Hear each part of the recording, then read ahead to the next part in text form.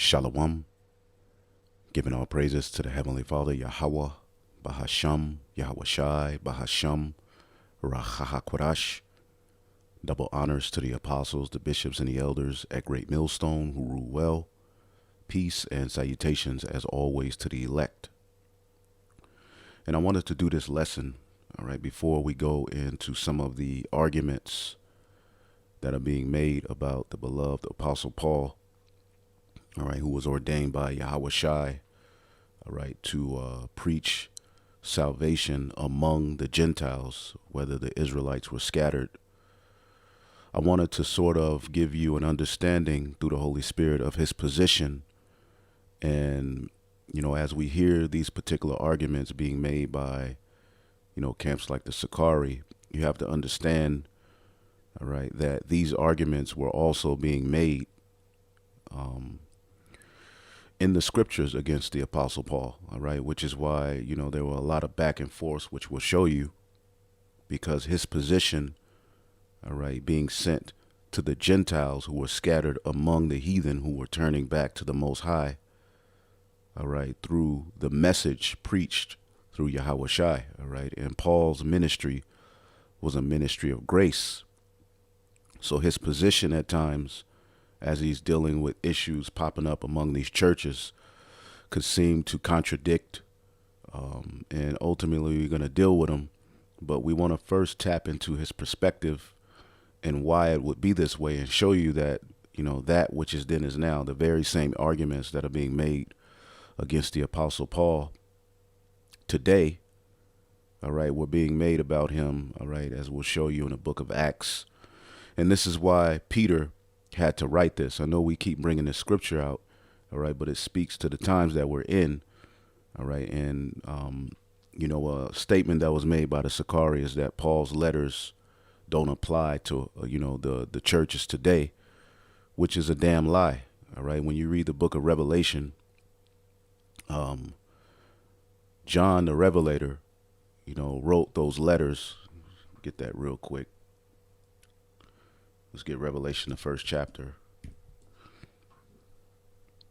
All right, because we are an extension of these churches. All right, Revelation 1 and 4.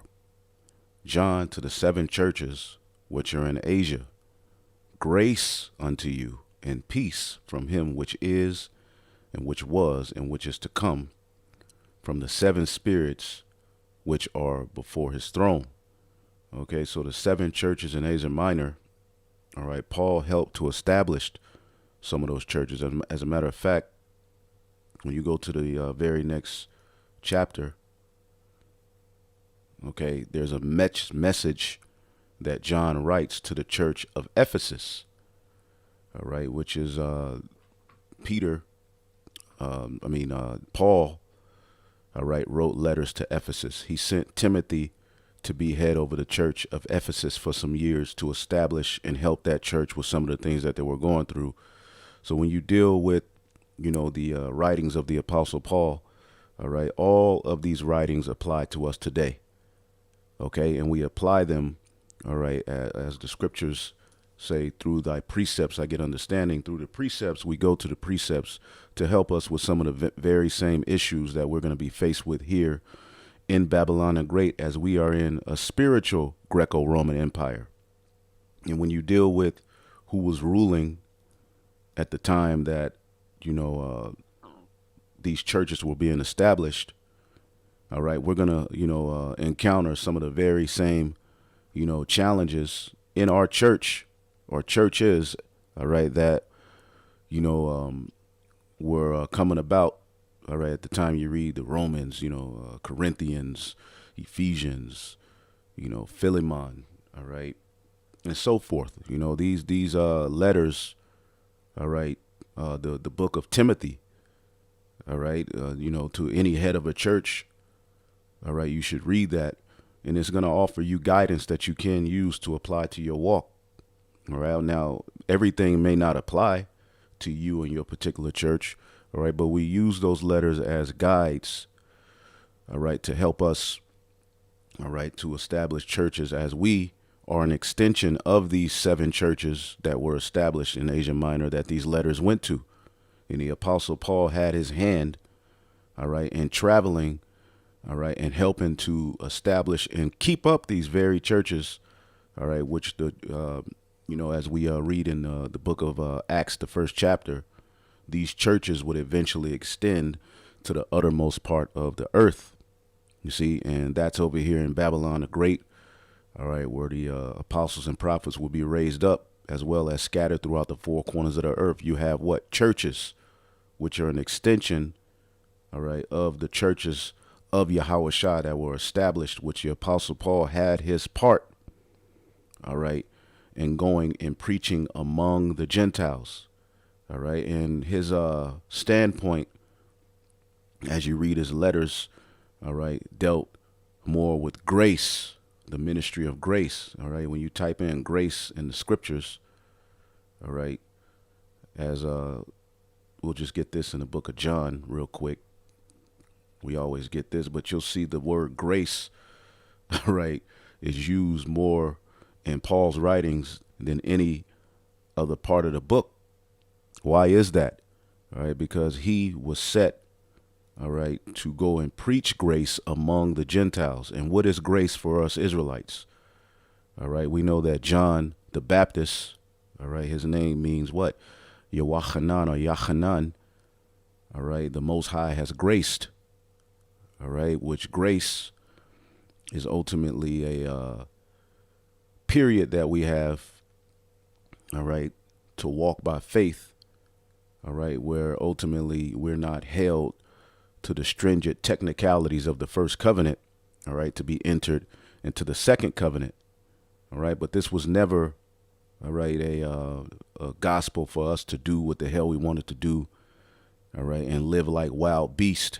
But we're going to go into some of the arguments that these individuals make so that we can just bring understanding and show you that there's nothing new under the sun. These same arguments were being made against the Apostle Paul, all right, as you go to, Acts 21 and 28, all right. This is what the Jews said of Paul: "Men of Israel, help us. This is the man who preaches against our people everywhere and tells everybody to disobey the laws of the Jews, or the Jewish laws. He speaks against the temple, and he defiles this holy place by bringing in Gentiles," all right, which the Gentiles were looked down upon. They were called uncircumcision. These were Israelites, again, who were scattered among these regions, all right, who were turning back to the Most High, which is your story, okay, which was Abraham's story, as he was born uncircumcised. He belonged to a family line of the Israelites. Before they were Israelites, they were called the sons of God. He belonged to that family line, all right? And ultimately, his father, Terah, was an idol worshiper, okay? Abram was uncircumcised, okay? And pretty much the Lord gave him grace. He found favor and opened his eyes to his true heritage, all right, and this is how the promise was given unto us, all right, which gives us access back, all right, to the garden eastward in Eden, all right. Yahushua's blood solidifies it, okay. But there was a promise made to the seed of Abraham, Isaac, and Jacob, all right, that they would eventually have rights back to that land, all right. But the way we would get back to that land, all right, would be through grace and faith, where we would apply belief. You see, and that promise was given before that first covenant we break was given. And a lot of people like to make, the promise and predicate it upon, the first covenant standard. And this was the same argument that was being made against the Apostle Paul as he was sent to preach the ministry of grace. Okay, so his standpoint at times would seem to differ from those of the circumcision, which, as we'll show you, Paul was raised, all right, as a circumcised Jew. See? But the Lord used him for a very, very important purpose, to go and preach his name among the Gentiles. Now, when you type in grace in the scriptures, let's get John 1 and 17. "For the law was given by Moses, but grace and truth came by Yahushua."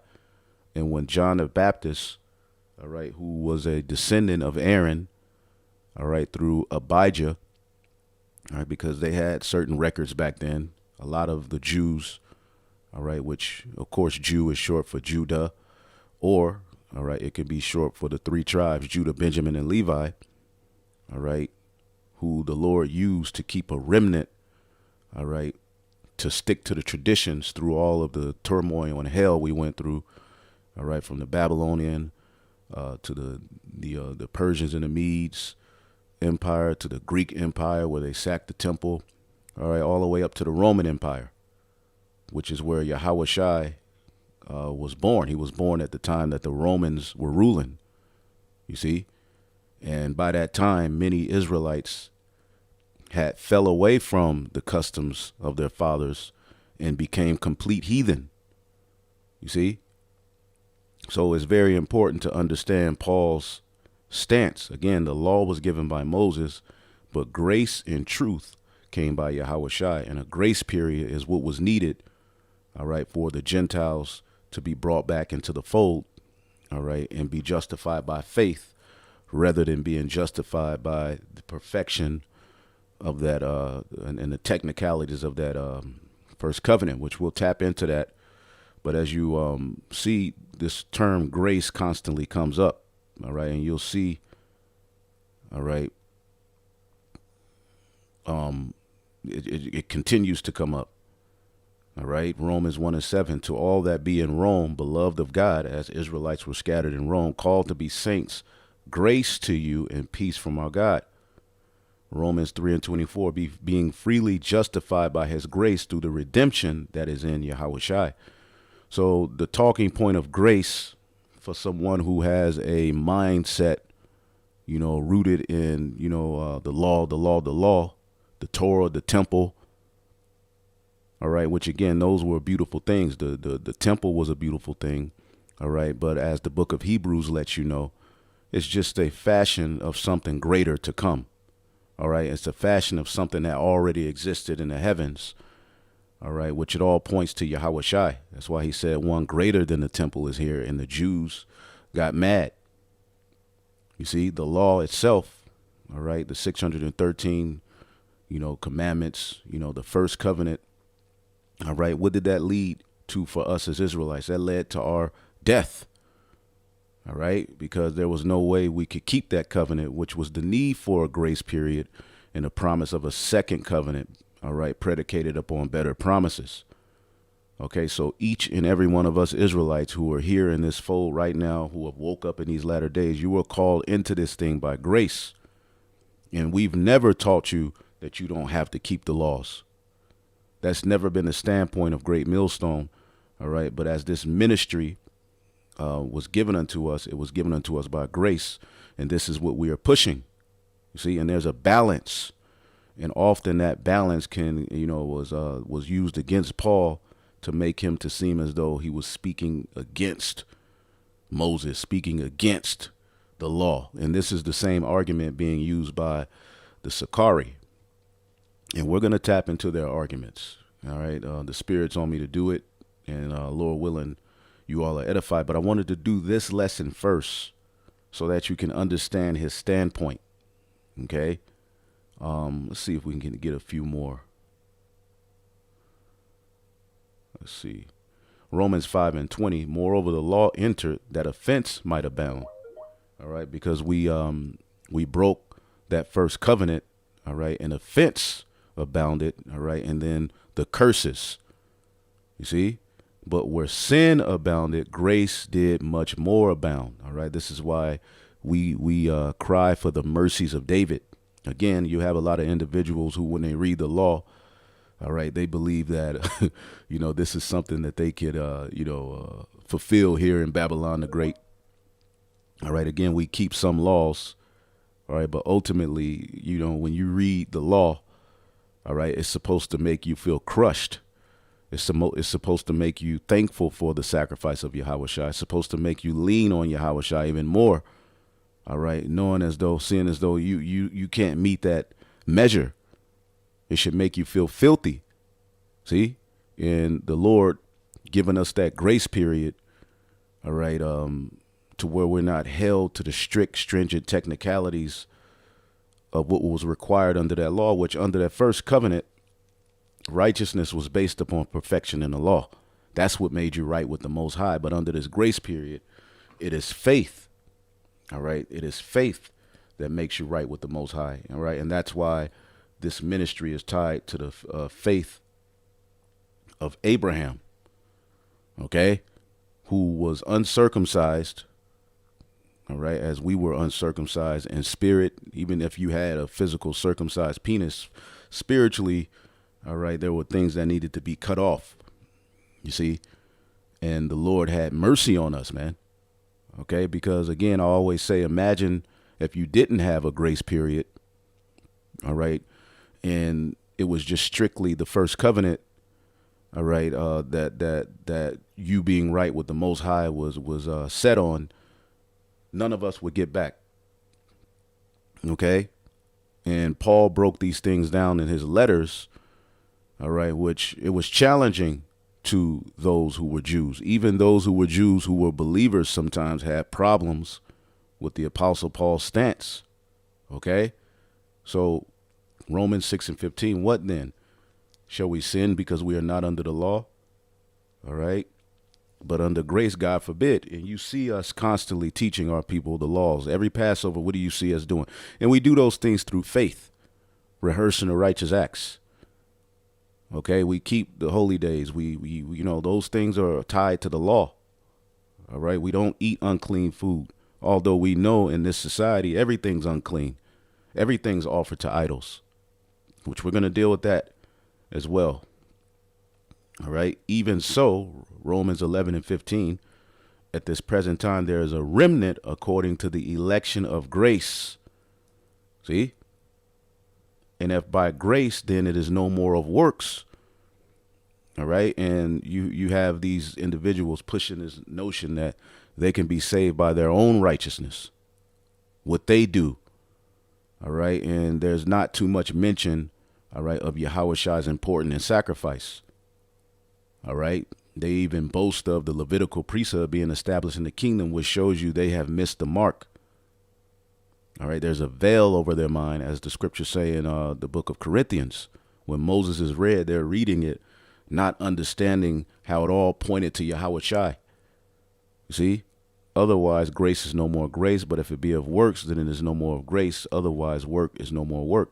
And this was the argument. This is why he constantly had to go through these things, because, his ministry of grace, and as you see, grace is mentioned by the Apostle Paul so many times. All right. Galatians 2:21. I do not frustrate the grace of the Most High, for if righteousness come by the law, then Hamashiach is dead in vain. All right. So Apostle Paul's ministry, all right, of grace to the scattered Israelites. As a matter of fact, let's get Galatians, the first chapter, real quick. All right. And if you all think it's okay for an individual to mock Paul, but then use Paul to get money, all right, use Paul to cut women when it's, beneficial to them, use his writings, but overall push the notion that he doesn't have authority, then okay, then go ahead and follow that. All right. But real quick, let me see what I'm looking for here. Okay. Let's see here. Galatians 1:1. Paul, an apostle, not of men, neither by man, but by Yahweh Shai, who said he was a chosen vessel, all right, and God the Father, who raised Yahweh Shai from the dead, unto all the brethren which are with me, unto the churches of Galatia, grace and peace be unto you from God the Father and from our Lord Yahweh Shai HaMashiach. All right. And he's speaking to Israelites who gave himself for our sins, because it was Israelites who had broke that covenant. And as a result of that covenant, what happened? All right. They were scattered. OK. And the Apostle Paul, as he says, he's Paul of Tarshish. Let's get that real quick. Acts 21:39. But Paul said, I am a man which is a Jew of Tarsus. All right. Which is in, I believe, southwestern Asia, Turkey. OK. a city in Cilicia, a citizen of no mean city, and I beseech thee, suffer me to speak unto the people. So Paul was a Jew raised in Tarshish, which is a result of a scattering. You see? As a matter of fact, let's see if we can pull up the map. All right. And this is, these different regions. All right. You had particular Jews who stuck to the traditions, but you had a lot who fell away. Okay. So you can see, let's see here. Tarshish is right there. All right. And if you had a bigger map, all right, you go further down south. All right. And Israel is below Syria. All right. The land of Israel as you keep going down south. So this was a scattering. All right. These Israelites were scattered. As you see, Bithynia, Galatia, Cappadocia. All right. Remember, it was told to the Israelites they would be scattered. Okay. Among the heathen. Leviticus 26:33, and I will scatter you among the heathen. All right. And I will draw a sword after you. All right. Among the heathen is a big time biblical narrative. Deuteronomy 4:27. The Lord shall scatter you among the nations. Few of you shall be left among the heathen. All right. And as you keep reading, this is a common theme. All right. Thou hast Psalms 44:11. Thou hast given us like sheep appointed for meat. Thou hast scattered us among the heathen. Among the heathen. And see, what was going to happen is that among the heathen, all right, there would be Israelites that would say among the heathen, Yahweh reigneth. See? Psalms 106:35, but were mingled among the heathen and learned their works. All right. Psalms 106:47, save us, O Yahweh, gather us from among the heathen. All right. And it's all over the Bible, among the heathen. All right. And the promise is that the Lord is going to, all right, Ezekiel 36:24, will take you from among the heathen and gather you out of all countries and bring you into your own land. Okay. And that's what's happening here. So among the heathen, all right, is a big time standpoint. All right. Now, Paul being from Tarshish, all right, which, again, this is a result of a scattering. All right. What happened is the Lord, among these nations that we were scattered here, he left particular Jews, all right, of the circumcision to stick to the traditions. And we know this particular region here, Tarshish, was conquered, all right, by Antiochus, all right, of the Greek Empire. And this is why Paul spoke Greek, okay? Not that he was around when Antiochus conquered it, all right, but among this nation, all right, people spoke Greek. This is 2 Maccabees, the 4th chapter, and the 30th verse. While those things were in doing, they of Tarshish and Malos made insurrection, because they were given unto the king's concubine called Antiochus. So Antiochus, all right, gave these particular regions to one of his concubines, all right, and the Jews that were there, were pissed off, or the people that were there were pissed off. But if you go into it, all right, Tarshish is one of the areas conquered by Antiochus during the reign of the Greeks. Okay, so there was a heavy portion of Jews scattered here that spoke Greek. Now, a lot of them fell away, all right, but many of them didn't, all right. And in the scriptures, they're called the Grecians, all right. These were Jews who stuck to their traditions, but they knew how to speak Greek, all right. So Paul was one of those. As a matter of fact, let's type in Grecian, all right. Let's see if we can look it up here.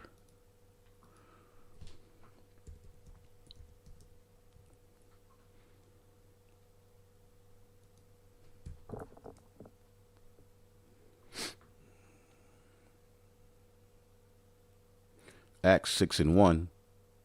In those days, when the number of disciples was multiplied, there arose murmurings of the Grecians among the Hebrews because their widows were neglected. Okay, so to speak Greek as well, like when you spoke Greek, a lot of Jews looked down on you. All right. I mean, and these were, the Grecians were Jews who stuck to the traditions, who spoke Greek, right? So imagine those who spoke Greek who fell away from the traditions. How were they looked down on? Okay. The word Grecians, Hellenistes, all right. One who imitates the manner and customs of worship of the Greeks.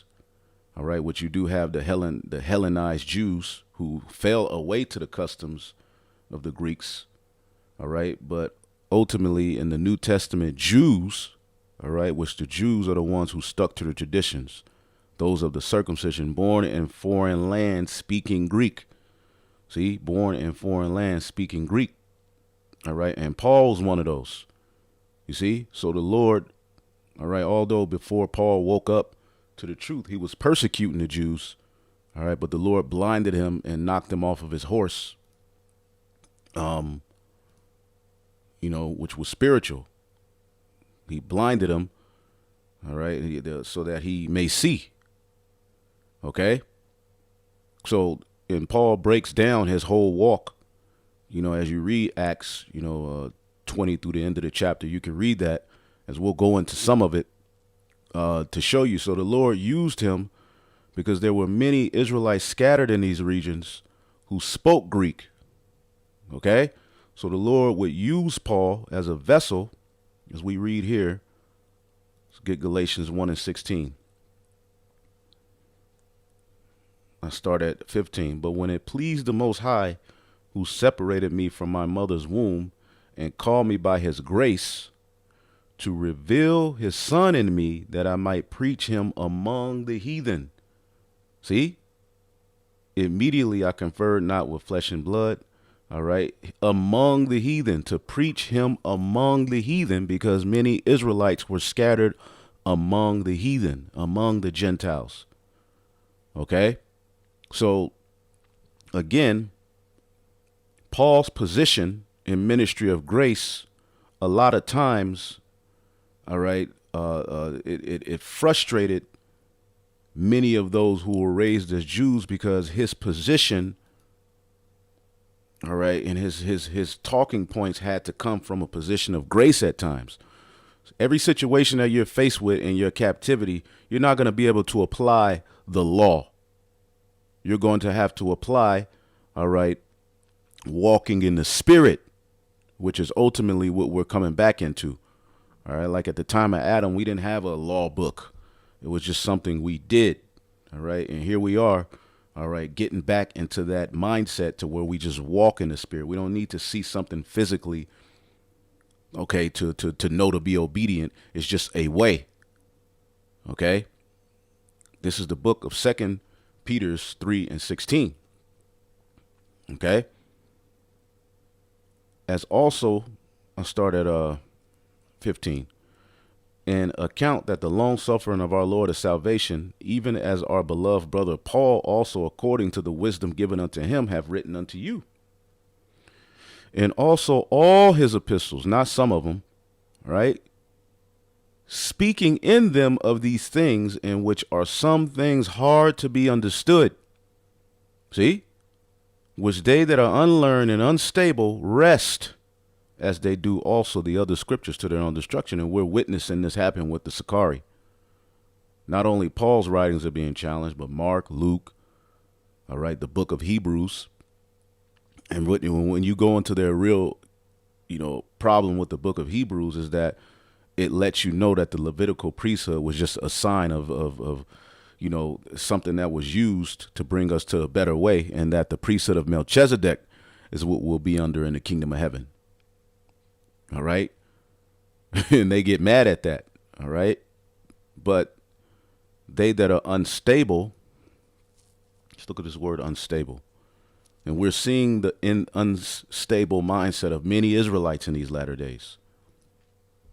Strong's G 793, astelectos. Astelectos. Unstable. Okay. Let's see what this says here. So they're not constant. They're not firm. Their mind is not set fast. Okay, and they're wrestling with these particular scriptures. All right, and the thing is, what's happening with the Sakari is that they've went amongst these particular debating groups. They've went amongst these particular Israelites, and they've these not Israelite, well, people who call themselves Israelites, but they may believe in all kind of other philosophies. They went amongst the Kemetic community, and they started debating with some of these Edomites and this, and as they've come across particular information, all right, in their mind, the apostles never taught us this. You see? And they look at it as, because they never heard it. The apostles don't know this. So they try to use it as a means to one up. All right. And what has happened is that they have lost the faith. Okay. They could actually be great teachers if they just stuck to the simplicity of Yahweh Shai. All right. But all men have their story. All right. And all of that tough talk. All right. Leave it at the door, man. You're not going to hit nobody. Or calling brothers pussy and this and that, hey, bro, at the end of the day, we're going to keep it about the scriptures, man. But truly, your ego is hurt. And you look bad. This is why you have to do like the as we're going to show you the Jews did against Paul. They try to get the crowd to turn against you. All right, by bringing up things that have nothing to do with the argument and making it to seem as though you hate the Levitical priesthood, you hate the temple, throwing out these accusations to make people listen and say, oh, my God. And some will fall for it, and we're not mad. OK, you're wrestling with the scriptures. You're unstable. OK, streblo, to twist, to turn away, to torture. All right, metaphorically, to pervert. All right, of one who wrests or tortures language in a false sense, man. And that's what y'all are doing with the scriptures. All right, using them for your own benefit, even going into the law and try to twist it to make it seem like we're blatantly telling Israel to break the law. And we'll deal with those things. All right, but again, we wanted to do this lesson to give you the standpoint, because you have to understand that all of these Israelites were scattered.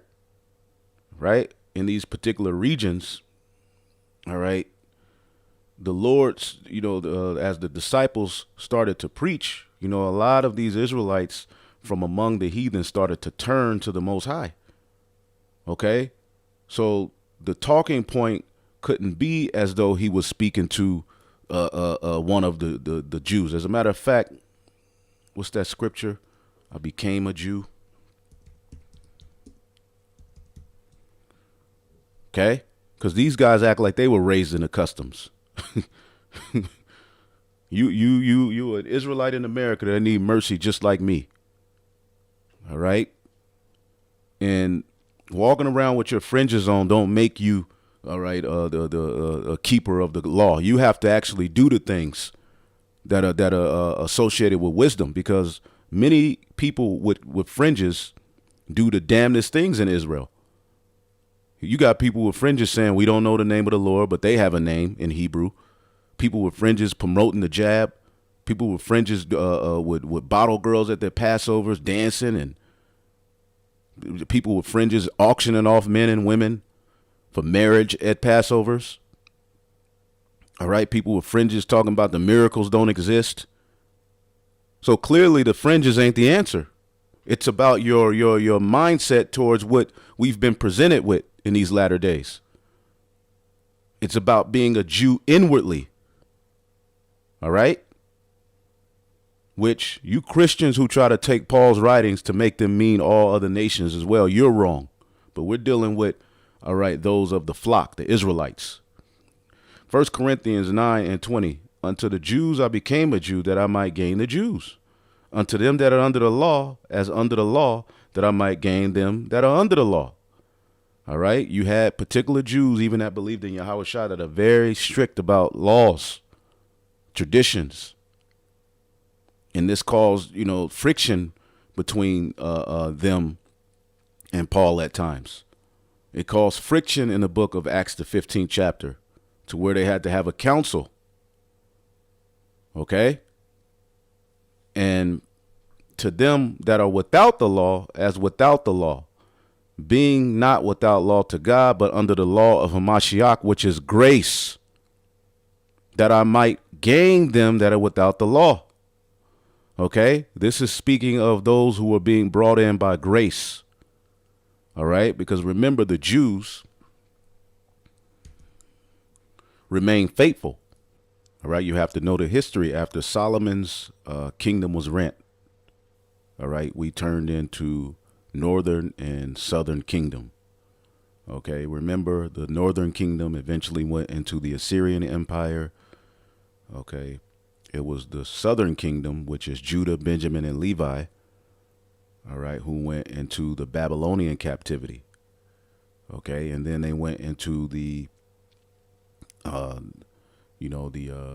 the Medes, the Persians, all right, where they rebuilt the temple, the Persians and the Medes. Then they went into the Greek captivity, which is where you get the Maccabees. But many of the Jews, became uncircumcised. They fell away, right? And then you get the Roman Empire, is where you had the remnant of the Jews who stuck to the traditions, all right, were face to face with Yahweh Shai. Some of them followed him, many of them didn't. All right, this is Hosea 11 and 12. Ephraim, the northern kingdom, compasseth me about with lies, and the house of Israel with deceit. But Judah yet ruleth with the Most High, and is faithful with the saints. Even when you look at the kings of Judah, all right, about close to 7 of them did good. All right, whereas when you go to the northern kingdom, none of those did good. Jehu did okay. All right, but it was Judah, Benjamin, and Levi, or the kingdom of Judah, all right, who primarily stuck to the traditions, leading all the way up to the Roman Empire, where you had our people scattered among these various different regions, you see. And as these churches started to get established, right, because when Yahweh Shai first came on the scene, all right, the tents of Judah had to be raised up first. He first went and picked from among the Jews, his followers, Peter, James, John, Andrew. All right. When Yahweh Shai saw Andrew, he said, behold, an Israelite indeed, in whom is no guile. These were all Jews. All right. John the Baptist, though he wasn't one of the 12, he was a Jew. He was born a Jew. He was of the tribe of Levi, but guess what? He was circumcised the 8th day. His family were in the temple. These were Israelites of Judah, Benjamin, and Levi who stuck to the traditions, man. You see, but eventually the word of Yahweh Shai would start to be spread among these regions. And you also had Jews here who stuck to the traditions. And as these churches were being raised up, all right, they gave these churches hell. All right, now real quick, let's get the book of Galatians, okay, the 2nd chapter. And I'll just get to the point. Galatians 2 and 6, Galatians 2 and 5. But contrariwise, when they saw that the gospel of the uncircumcision was committed unto me. All right, what is uncircumcision? All right, not being raised in the laws. Let's get Romans 2 and 25. All right, for circumcision verily profited if thou keep the law. All right, but if thou be a breaker of the law, thy circumcision is made uncircumcision. And when you get Maccabees, all right, what happened? All right, we always go to this, but it's good to continue shoving it in your face, in the spirit. Pause. It's good to continue, putting this out to the forefront, that many of the Jews, okay, joined themselves to the heathen at the time of the Greek captivity, which was before the Roman captivity. Okay, so they did the ordinance of the heathen. Okay, in verse 15, and made themselves uncircumcised and forsook the holy covenant and joined themselves to the heathen. All right, by following, all right, the religions of the heathen. All right, so they went into that Greco-Roman lifestyle and just completely fell off, but there were always a remnant, all right, in this story, the Maccabean Empire, headed by Mattathias. He had a son named Judas and other sons, and they stuck to the traditions, and other joined themselves to them. You see?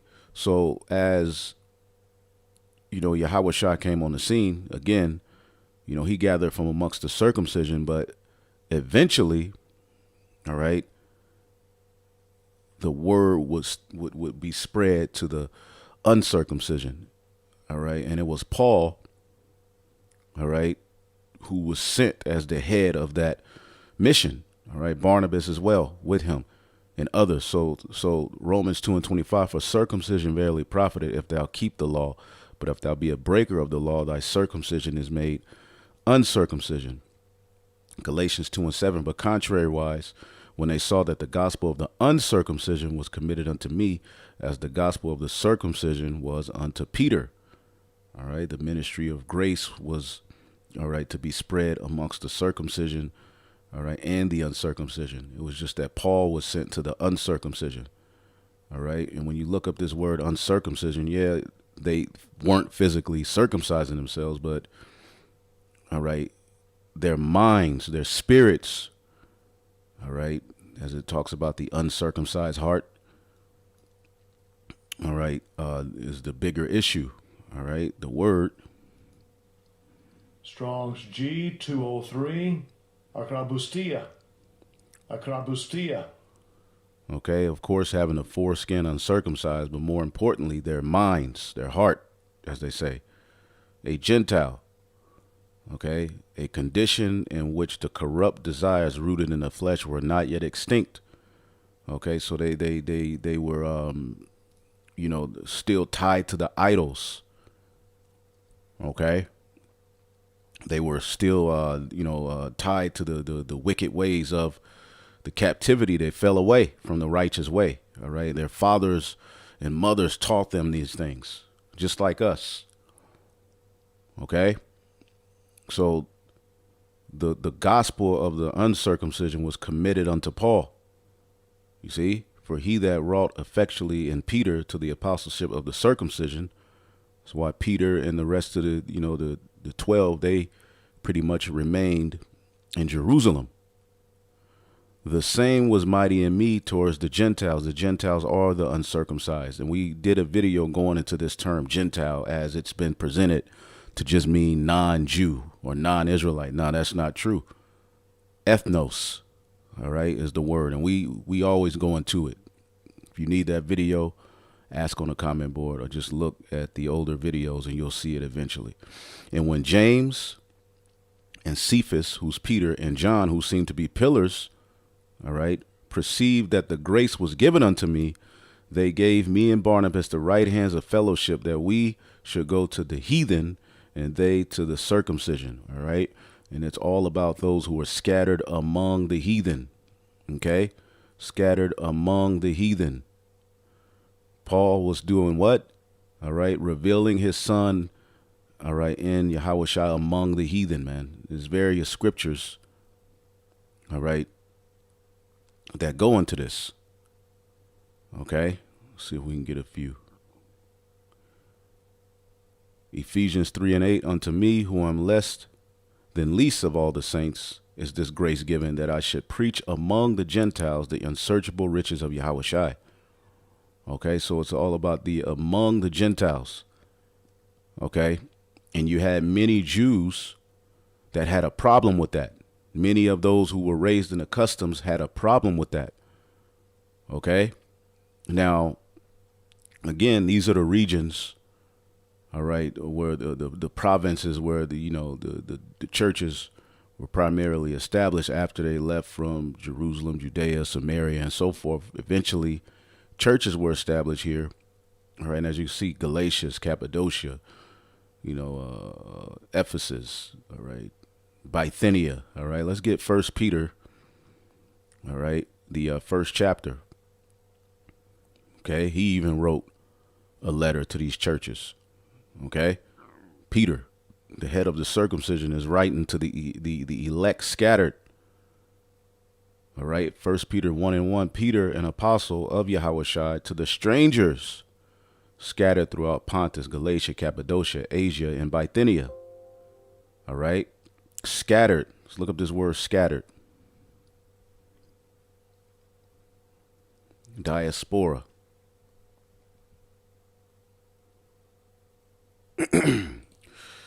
All right. See?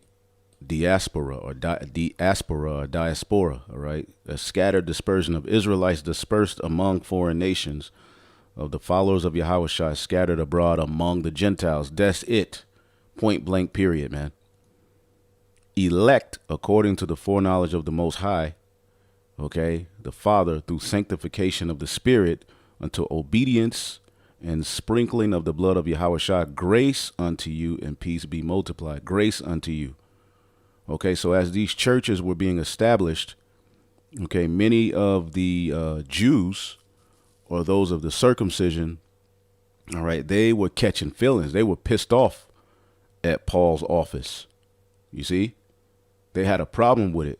And there were even times where believers on Yahushua who were of the circumcision raised as Jews, all right, had problems, all right, or issues with some of Paul's sayings. That's why Peter made it a point to warn them, or warn even us in this time, that look, Paul's writings, a lot of people are going to stumble over them. He was given a heavy portion. Okay. Let's get Romans, all right, 1:13. This is Paul speaking. All right. For I speak to you Gentiles, inasmuch as I am the apostle to the Gentiles, I magnify mine office. That was his office. You see, and as he's breaking down in this chapter, you know, many of the Jews rejected. Okay, I mean, there's so many instances. All right, we can go to Acts, the 13th chapter.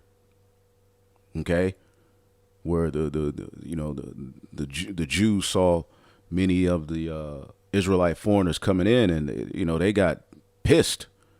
They kicked, you know, they ran Paul and them out of the city. You see? Because many, you know, the Gentiles were believing on the word through faith.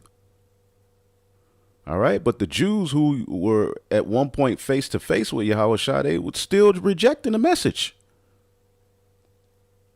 Okay. Romans 11:11. I say then, have they stumbled that they should fall? God forbid, but rather through their fall, salvation is coming to the Gentiles to provoke them to jealousy. All right. We have many accounts of the Jews, all right, becoming jealous. All right. They were hurt. All right. They were mad, man. See if we can find a few here. There's one in Acts 17. Let's see if we can find it. Let's see here. And when you look this up real quick, when you just type in Jews, all right, it was many times where you see the Jews, right, Acts 13:45, but the Jews saw the multitudes and they were filled with envy. All right, the Jews stirred up the devout and honorable women and men, all right, and persecuted Paul and Barnabas. So you see these same arguments today. Okay? But again, some believed that were of the circumcision, some didn't. Okay? Acts 14:2. But the unbelieving Jews stirred up the Gentiles and made their minds evil affected against the brethren. They were going crazy. They were tripping. Okay? Acts 14:19. And there came certain Jews from Antioch and Iconium who persuaded the people, having stoned Paul, drew him out the city, supposing he had been dead. So they were going in, man. Acts 17:5. But the Jews which believed not, moved with envy, all right, took unto them certain lewd fellows of the baser sort, and gathered a company, and set all the city in an uproar, all right, assaulted the house of Jason, and sought to bring them out to the people. So this was a hardcore contention. Okay? This is why John the Revelator wrote that in Revelation the third chapter, or the second chapter and the third chapter, about those who say they are Jews and are not, but are the synagogue of Satan. See, it was those guys. Now we apply it to those who are in the Holy Land, talking about they're the Jews, but really that was these niggas who were giving the church hell. All right, which over time some of them repented and became followers of Yahweh Shai. All right, but ultimately you continuously see that it was the Jews, all right, of Judah, Benjamin, and Levi who were raised in the customs that had aught, all right, with the churches of Yahweh Shai being established, all right, and as they were being spread about through Paul, Barnabas, and you know, to teach among these regions, the Jews that were there were pissed off, okay, the ones who didn't follow Yahweh Shai, and the Sakari were a part of that. Give me 1 second here. They were a part of that. When you go to the Zealots, real quick,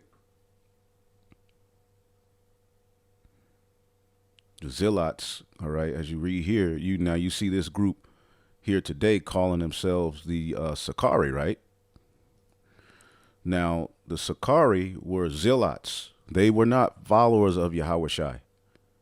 Okay, the Zealots were a group of Jews who began to emerge as a religious political movement beginning in the 1st century CE. They strongly opposed Roman rule and turned on everyone, including other Jews who cooperated with Rome. Okay, a subgroup of them were known as the Sakari, frequently attacked Romans and those considered to work for them. Now, when did Yahweh Shai ever say to do this? So the whole foundation of this movement is not with Yahweh Shai's movement. This is why I constantly say the Sakari were not followers of Yahweh Shai.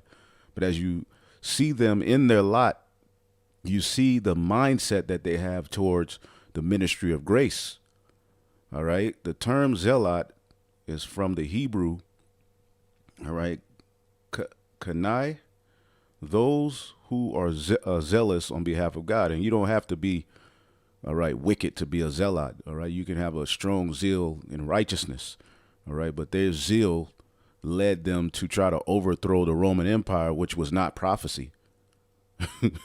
All right. We had to go through that Roman captivity.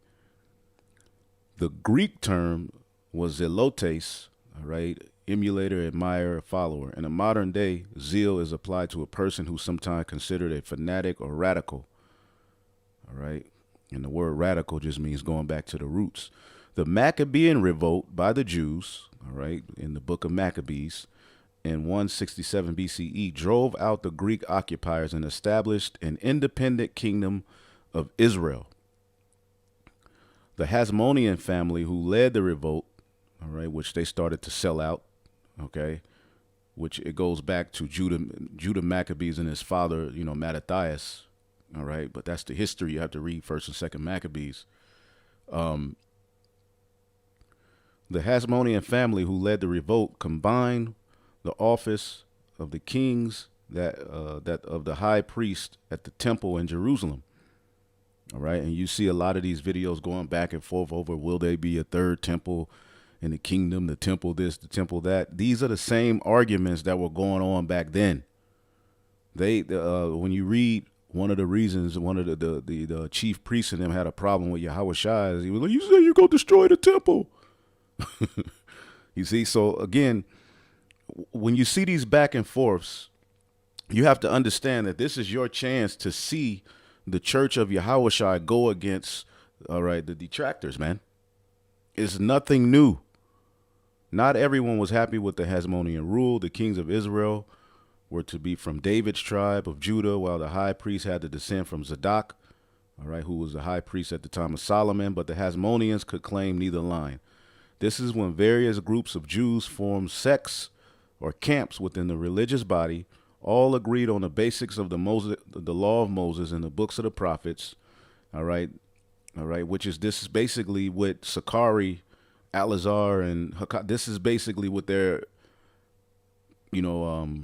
stance is, okay? And when you listen to them, basically they're those men coming back. Okay, the dominating difference was the ability to live in this now cosmopolitan Greek culture and yet retain the identity markers and traditions of the Jews. One of the such groups was the Zealots, the Sicarii. All right, which when you the Sicarii were just one sect of the Zealots, but when you go to that word Sicarios or Sicarii, all right, they were assassins, one who carries a dagger or short sword under his clothing that he may kill secretly and treacherously anyone he wishes to. A cutthroat. So this is what they named their organization after. This is what their foundation is. It's not Yahweh Bahashim Yahushai. Okay, yeah, they believe in Yahweh. They understood that Yahweh Shai walked, but really they weren't down with it. And you could read more about that, but as you read these arguments and back and forth the Jews were having with the churches of Yahweh Shai, all right, the Jews that didn't believe, okay, you see now why these individuals are so pissed off, because Paul's office, all right, as ultimately we're reading here, his office was to be an apostle to the Gentiles, the Israelite foreigners, who were looked at by the Jews as sellouts, as a no people, as they turn their back on the nation. Okay? Let's see here. I'm going to jump to a point here.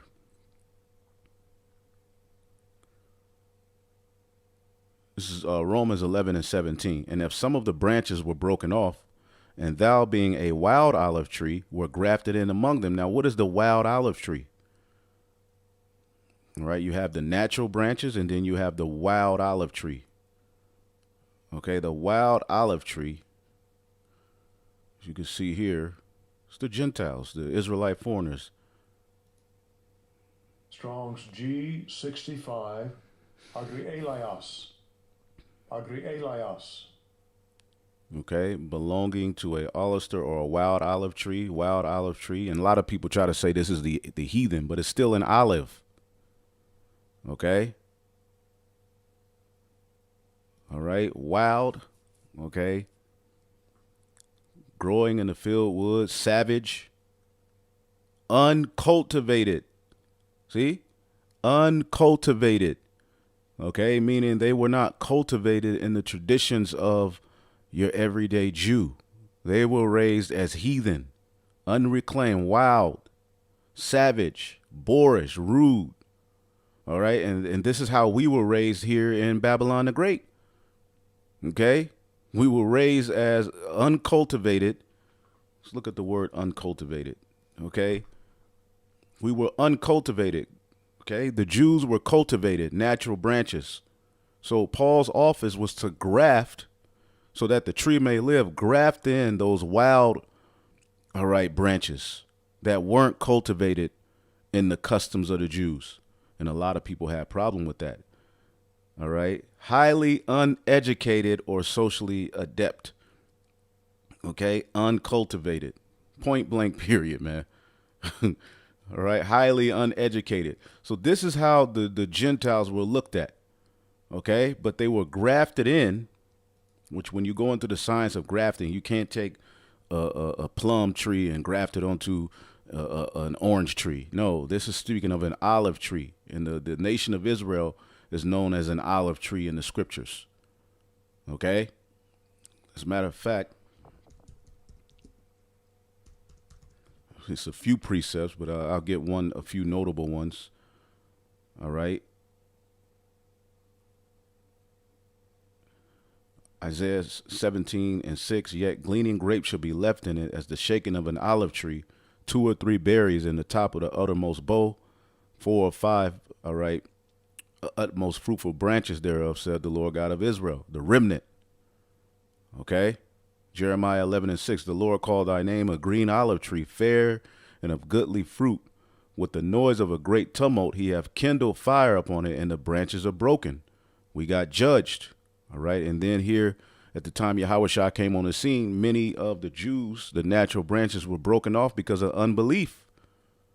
Hosea 4:14-6, his branches shall spread. Speaking of Israel, his beauty shall be as an olive tree. So the olive tree is speaking of Israel, man. Okay. speaking of Israel. We can get to different examples, but this is speaking of Israel. So the wild olive tree, all right, were grafted in among, okay, the believing Jews, all right, and with them partakers of the root and fatness of the olive tree, all right. Boast not against the branches, but if thou boast, thou bearest not the root, but the root thee. Okay, you can't boast because you've been brought back into the fold and they don't believe. All right, you just need to be accepting and happy you were brought back in through faith. Thou will say then, the branches were broken off that I may be grafted in. Well, I say, because of unbelief they were broken off, and thou standest by faith. Be not high-minded, but fear. See, thou standest by faith. They were broken off because they don't believe, which gave the Gentiles, all right, because, again, the tents of Judah had to be raised up first. All right, but here's the point. For if God spared not the natural branches, take heed lest he spare not thee. And who are the natural branches? The cultivated Jews, okay? The natural branches, all right?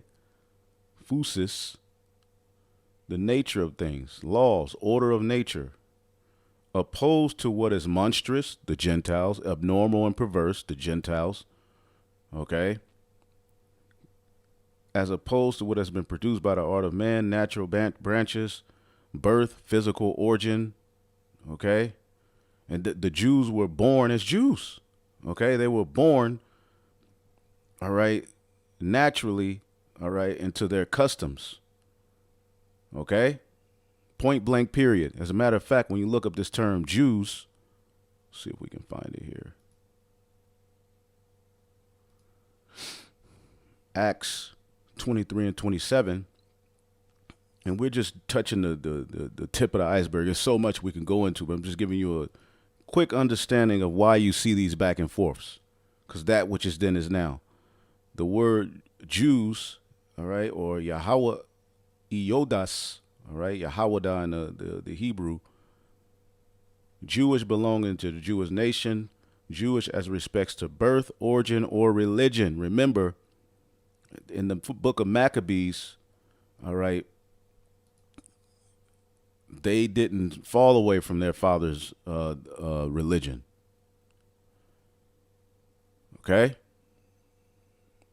Verse 19 in 1 Maccabees 2, then Mattathias, the father of Judas Maccabees, answered and spake with a loud voice, though all the nations that are under the king's dominion obey him and fall away every one from the religion of their fathers and give consent to his commandments, yet I and my sons and my brethren will walk in the covenant of our fathers. God forbid that we should forsake, all right, the law and the ordinances. So this mindset of us keeping the commandments had, continued on down the lineages.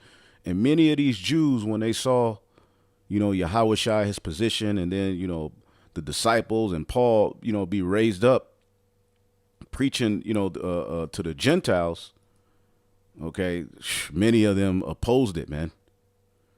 See, the natural branches were what? Broken off of the tree. Okay, and when you read this whole chapter, all Israel is eventually going to be saved. Okay, but it's the Gentiles who would be added into the fold, grafted in. All right, the wild olive tree would be grafted into the natural cultivated olive tree, and they would all live together. Okay, that the tree may live. You see? So as, Paul was establishing these churches, all right, as he's letting you know, he received this revelation of Yahushua as he would be writing these letters and, taking the position he took. Many of the Jews, they were like, hell nah, man. Okay? They were like, hell nah, man. Acts 21 and 27, 7 days were almost ended when some Jews of the province of Asia saw Paul in the temple and roused up a mob against him. They grabbed him, yelling, "Men of Israel, help us. This is the man who preaches against our people everywhere and tells everybody to disobey the Jewish laws. He speaks also against the temple. He even devours the holy place, bringing in Gentiles." This is Sakari's stance. This is Alazar. When you hear him, All right, well, in the elder brother, Micah Allah hit me to this. When you listen to Al-Azhar, he's always trying to amp up the crowd against us, right? He's always like, y'all see this? Y'all hear this? We ain't got to wear the fringes, man. They gonna go kill you, man. The Lord gonna kill you. This is those guys again. They're back. You see, they're saying that Paul is speaking against the laws. Okay, saying that's what they're saying. We're saying. All because we're saying that you ain't got to wear your fringes everywhere. It may not be beneficial to you. All because we're talking about the eating of meat, not partaking of the rituals with the whole idol thing. All right, which again, you better not eat halal meat. All right, but we're going to get into that next. But I just wanted to kind of bring this out so you could see Paul's position. Well, it was, the way he had to speak to these, this wild olive tree that was being grafted in. He couldn't talk to them and he couldn't write letters to them that were predicated, all right, upon the strict adherence of the first covenant. He had to approach things as they were scattered, just like me and you. We can't apply the hardcore law and the judgment of the law in every situation we're in. The best we can do is watch what we eat, okay? Change our mind, okay? Stop doing particular behaviors, take better care of our temple, separate from this world, all right? And live our lives to the best of our ability, but through faith in Yahweh Shai. Of course, you're going to use the laws, keep the holy day. We do that. But see, they are making it to seem as though we're preaching against the law. We hate the temple, right?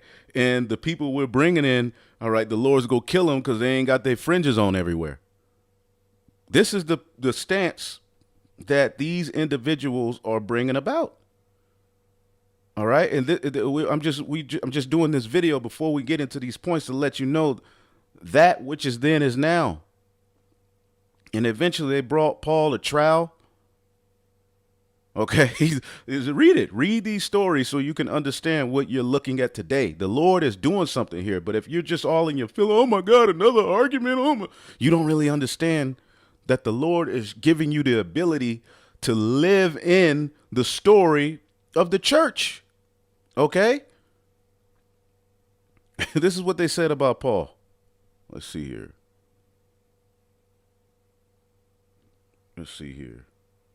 Hey, Paul was even getting, on the conscious community. Acts 19 and 26, that you had the conscious community back then. Into all of those Egyptian idols and gods and, the same thing. Acts 19 and 26. But as you have seen and heard, this man Paul has persuaded many people that handmade gods aren't really gods at all. And he's done this not only here in Ephesus, but throughout the entire province. He was messing up the conscious community money back then. Of course, I'm not just talking about the loss of public respect of our business. I'm also concerned that the temple of the great goddess Artemis will lose its influence. All right, the black woman is God. This magnificent goddess worshipped throughout the province of Asia and all around the world will be robbed of her great prestige. And at this, their anger boiled and they began shouting, "Great is Artemis of the Ephesians, the queen of heaven, Diana." You see, the black woman is God. See, we go around and you see us get on these camps. You see us get on the conscious community. You see us get on all of these things. This is why they hate us. We're messing up their money. We're messing up their business. Acts 24 and 5. We have found this man a troublemaker who was constantly stirring up riot among all the Jews over the world. When we do these videos, they're looking at us as troublemakers. Not too many people is checking the Sakari like that. You'll have people do a few videos against them. All right. But when you look at, IUIC ain't gonna say nothing. ISUPK ain't gonna say nothing. Priest Danyala and them ain't gonna really say nothing.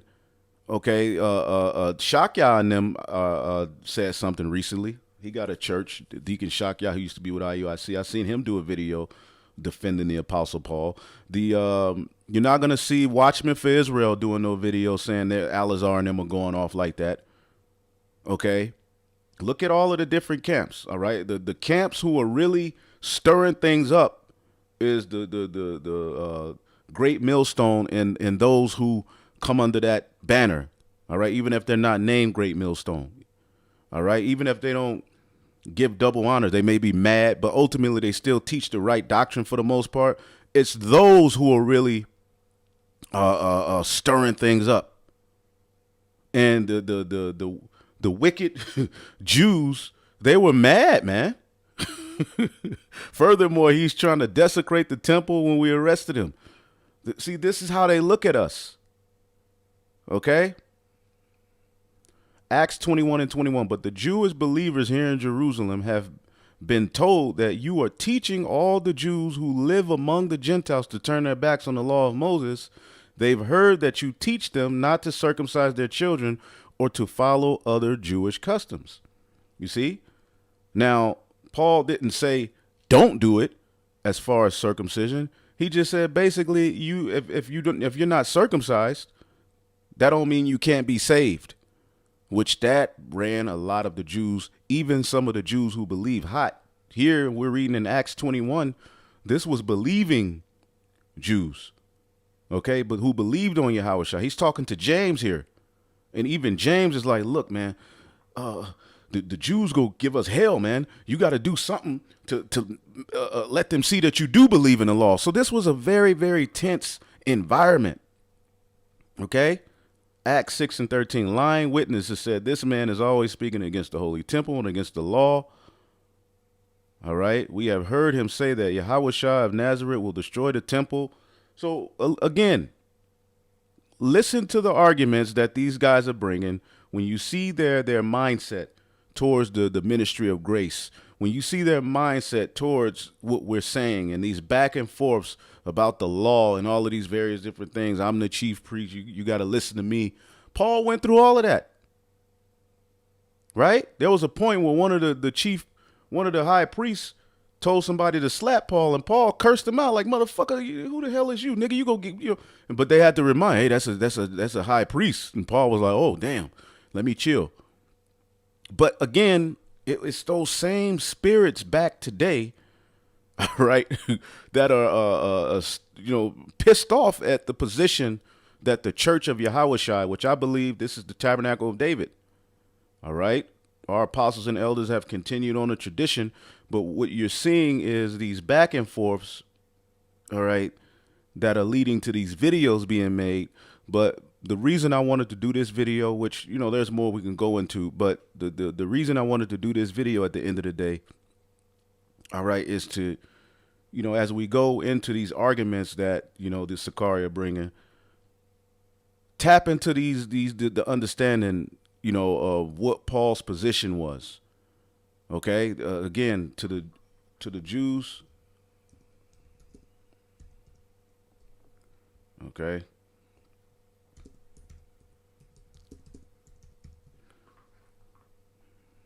See if I can pull that up again. And again, they're twisting Paul's writings to mean something that he doesn't mean, because really they don't have the spirit. Let's read this in the NLT.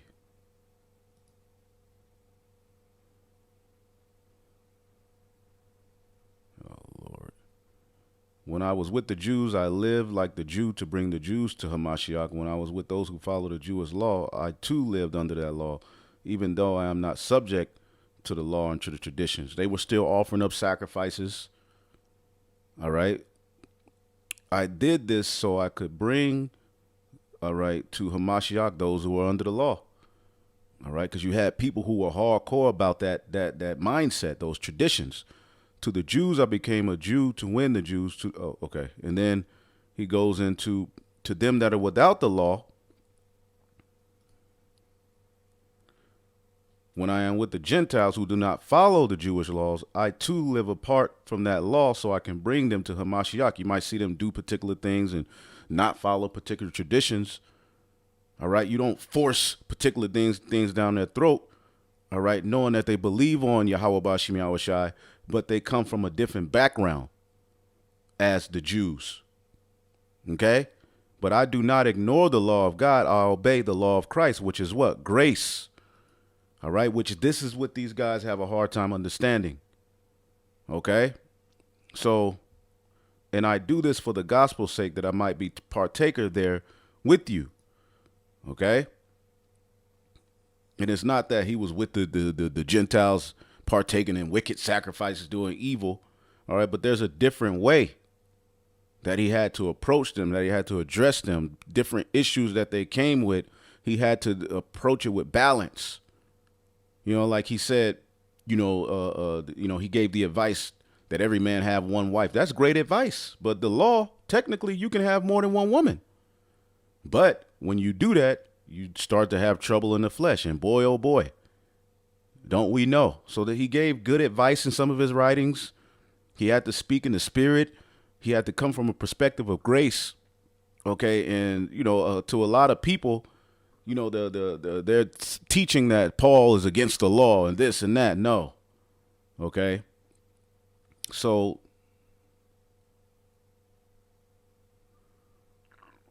and, we'll get into the food offered to idols next, and then we'll address a few other things. But we're going to keep prophesying. We're going to keep teaching. I just wanted to do that lesson. Hopefully I'll edify it on to the next. Shalom.